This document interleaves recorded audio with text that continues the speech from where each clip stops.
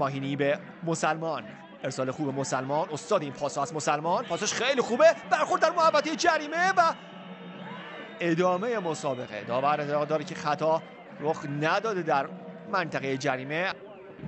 این پاس زیبای مسلمان هست، علیپور در محوطه جریمه، حرکتی که به نظر پنالتی می اومد اما داور نگرفت دیگه، کامل زد مدافع تیم الهلال بازیکن ما رو، ولی داور پنالتی نگرفت.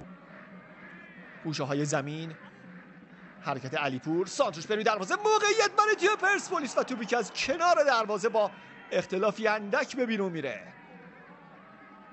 طارمی تا آستانه فروپاشی دروازه الهلال پیش رفت اما ضربه این بازیکن از کنار دروازه به بیرون رفت. تاثیر آهسته صحنه قبلی رو مرور کردیم که اون بازی 0-0. یه ضربه راه دور که از کنار دروازه پیرامون به بیرون میره. اعتراض میکنه به یاران تیم پرسپولیس که جلوی شوت زنی حریف رو نگرفتند. حرکتی از سمت راست، محرمی، خود صادق محرمی تو جلو میز حرکت میکنه، سانت زیبا برای دروازه، فرصت برای تیم پرسپولیس، دروازه خالی تیم الهلال که باز نمیشه. نفوذ بی‌نقص صادق محرمی و توپ کاتداری که باعث شد عبدالله معیوف هم به توپ نرسه. چه کاتی داد به توپ، یه پاس به جلو، حیف شد این توپ گل نشد. پاس اشتباه از امیری، دوباره خودش، این دفعه پاسش میرسه به ماهینی، سانت پای راست ماهینی، طارمی و ضربه سر طارمی که در چارچوب نیست. البته تای جدولی فعلا 2-1 از الریان پیش هست، پس نتیجه خیلی خوب شد برای تیم پرسپولیس. ببینیم در ادامه پرسپولیس چیکار خواهند کرد. بازم صادق محرمی سان میکنه، خروج اشتباه دروازه‌بان معیوف که روی سانت‌های محرمی دوچار مشکل شده، خروجاش خوب نیست این دروازه‌بان. ارسال بلند توپ مقابل ضد حمله یاران پرسپولیس، طارمی و واکنش معیوف.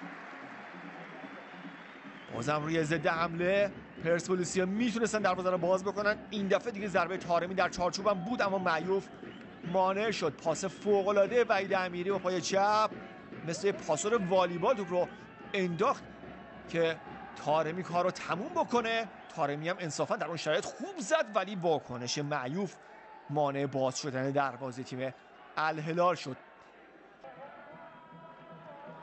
یه ضد حمله خطرناک، کارلوس ادواردو در عمق میفرسته، موقعیت برای خاربین، تک به تک خاربین، ضربه این بازیکن که از کنار دروازه به بیرون میره. بهترین بخت گلزنی الهلال خوشبختانه به نتیجه نرسید.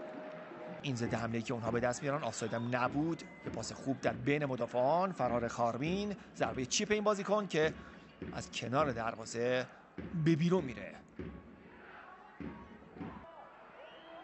سلمان فرج اومد، برشک بازی رو دنبال میکنیم، موقعیت برای علیپور و ضربه این بازیکن که از بالای دروازه به شکلی فوق‌العاده خطرناک به بیرون رفت.